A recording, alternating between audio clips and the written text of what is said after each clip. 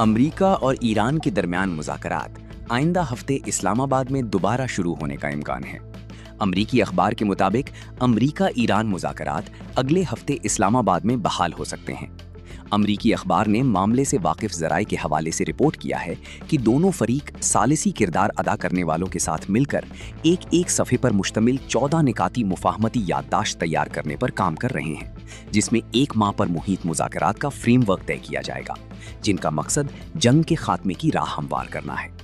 Report کے مطابق مسودے میں ایران کے جوہری پروگرام، آبنائے ہرمز میں کشیدگی کم کرنے اور ایران کے انتہائی افزودہ یورینیم کے ذخائر کو کسی تیسرے ملک منتقل کرنے جیسے معاملات پر گفتگو شامل ہے۔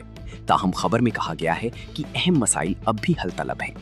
رپورٹ کے مطابق پابندیوں میں نرمی کی حد تاحال بحث کا موضوع ہے اور یہی نقطہ مذاکرات کی راہ میں رکاوٹ بن سکتا ہے۔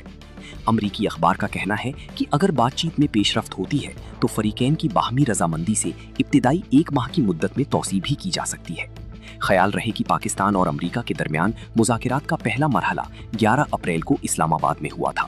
دونوں ممالک کے وفود کے درمیان تقریباً 21 گھنٹے تک مذاکرات چلتے رہے، تاہم مذاکرات کسی ڈیل پر پہنچے بغیر ہی ختم ہو گئے تھے۔